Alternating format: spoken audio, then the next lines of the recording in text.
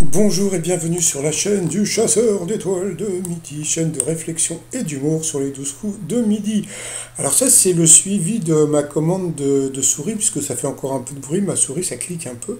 Donc comme on peut voir c'est en cours de livraison, c'est encore en Chine.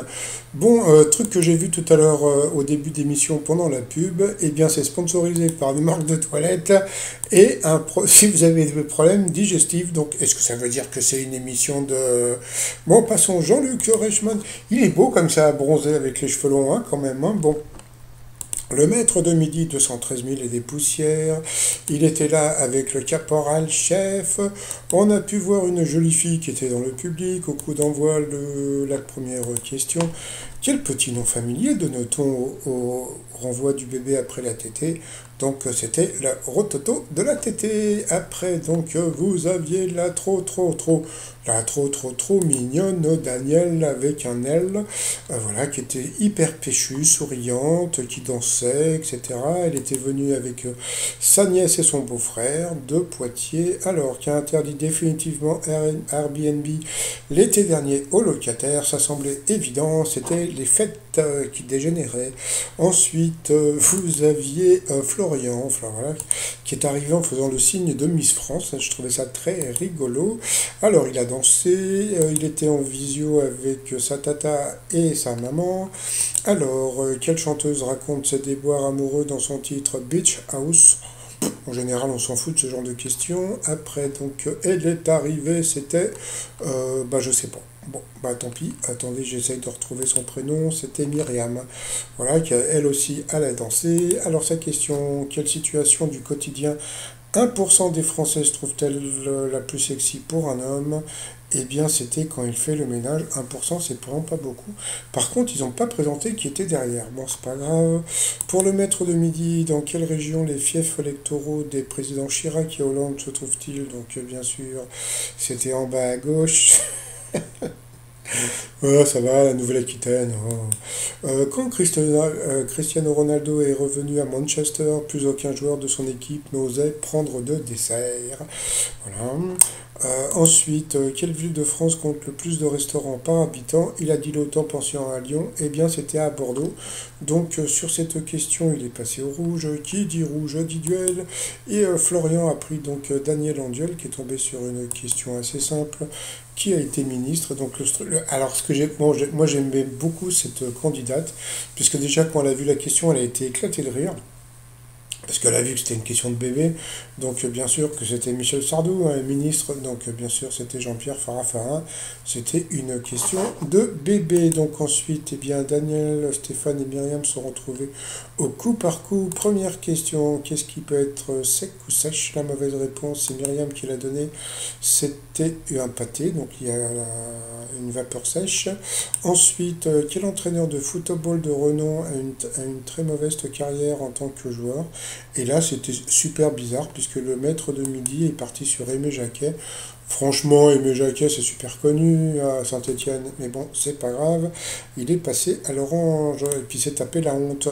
Qui a un tube dans sa discographie dont le titre contient une année? 1999. Donc la mauvaise réponse était Florent Pagny. Donc sur cette question, Myriam est passée au rouge. Qui dit rouge dit duel. Elle aussi a pris Daniel en duel, qui est tombé sur une question qui était haute, qui était trop facile.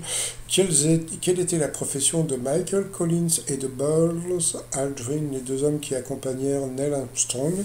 Donc vous aviez joueur de baseball, capitaine de langoustier, astronaute ou soldat en Corée.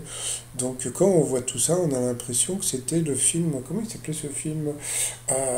Forrest Gump, quand on voit les réponses. Donc en fin de compte, c'était juste astronaute, c'était une question assez facile. Donc ensuite, eh bien, Daniel et Stéphane se sont retrouvés en coup fatal.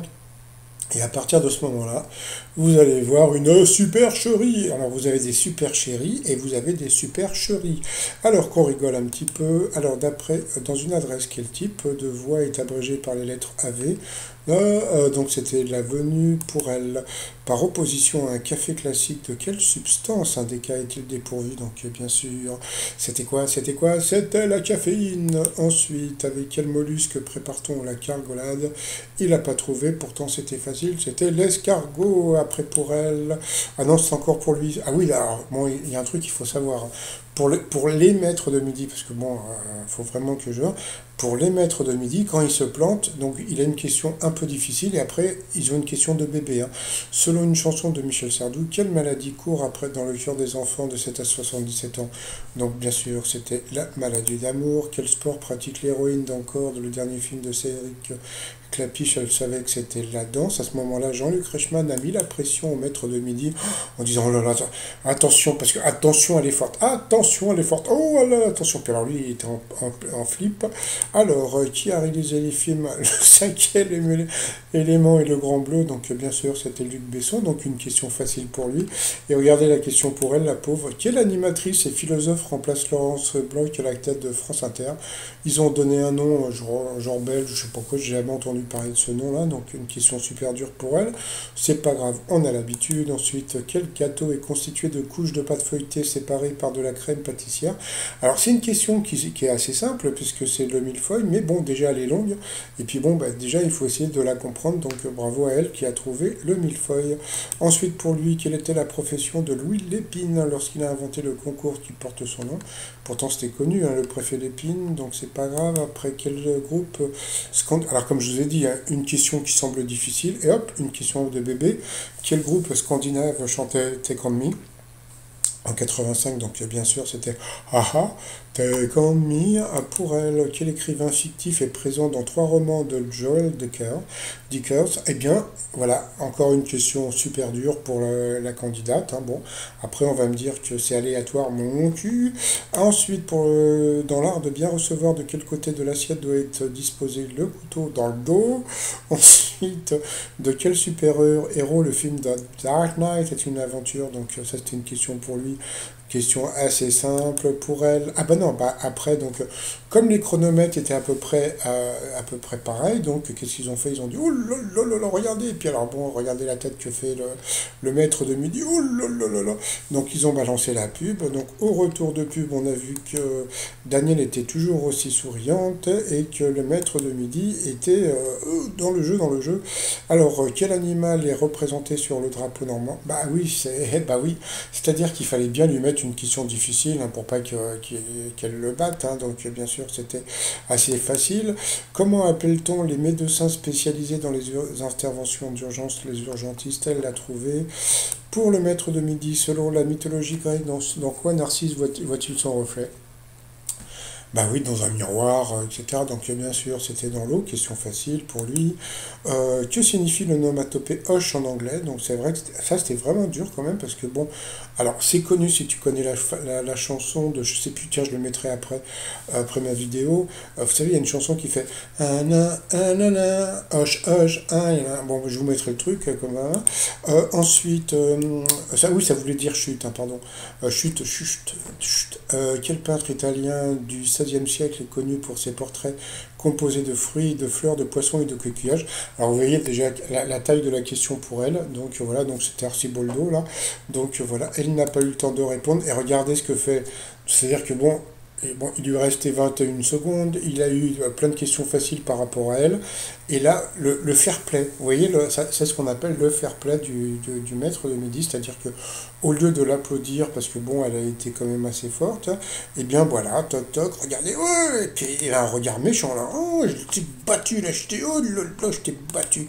Alors franchement, puis à la fin, donc bon, bah, comme on a pu voir, bah, elle n'était pas, voilà quoi, bon, bah, alors si toutefois Daniel regarde ma vidéo, donc, bah, cher Daniel, vous allez regarder, et puis vous allez vous rendre compte que, bah, la production, les questions ne sont pas pareilles pour les candidats ou pour le maître de midi. Donc à la fin, le petit doigt que tout le monde critique sur Internet, il a dansé, etc., etc.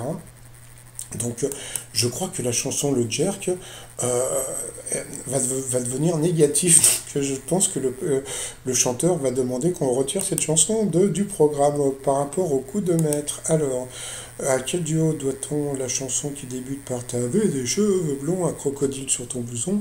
Qu'est-ce que tu vends pour les vacances? Bien sûr, c'était David et Jonathan et pas les nuls. Donc c'est assez facile. Ensuite, à quoi servait la grande ceinture portée encore aujourd'hui par les légionnaires de la Légion étrangère? Il a dit de hamac de fortune et il s'est fait avoir. C'était d'anti-tourista pour éviter d'aller faire caca. Donc voilà, donc bah, vous voyez, comme je dis, hein, quand la production veut, elle peut. Donc voilà, il a perdu une étoile et un zéro. Ensuite, quel est le prénom de la fille de Diane Kruger, relevée au public 3 ans après sa naissance? Il a dit au pif, donc il a bien dit au pif, Nova Tennessee, et c'était ça. Donc petit chat. Ensuite, quel record du monde le français Arthur Guérin-Boery a-t-il battu en mars 2021? Il a dit le nombre de jongles, et en fin de compte, c'était le distance d'apnée. Donc il a perdu une étoile et un zéro. Voilà, donc bon, ça lui fait qu'il gagne un peu moins de sous, donc il fait un peu la tête. Quelle charcuterie mange-t-on quand on croque une currywurst? Donc c'était bien sûr une saucisse. Voilà, donc du coup, il a gagné 100 euros. 100 euros, il est content. Non, c'est pas vrai, il fait la gueule. Donc voilà, sinon par rapport à l'étoile mystérieuse, alors on voit bah, une pomme et puis un nœud papillon. Bah, je vais faire un tour par rapport à la pomme et puis je vous dirai ça tout à l'heure. Bon bah voilà, donc c'est toujours Manu Payet dans l'étoile mystérieuse. Le titre du jour c'est Aimons-nous vivants, n'attendons pas que la mort nous trouve du talent sur le site romignon.com. Et sinon je vous souhaite une bonne journée et je vous dis à tout à l'heure pour mes explications des nouveaux indices de l'étoile mystérieuse. Allez bye bye et puis bravo franchement pour le fair play à Stéphane. Bravo le fair play. Hein.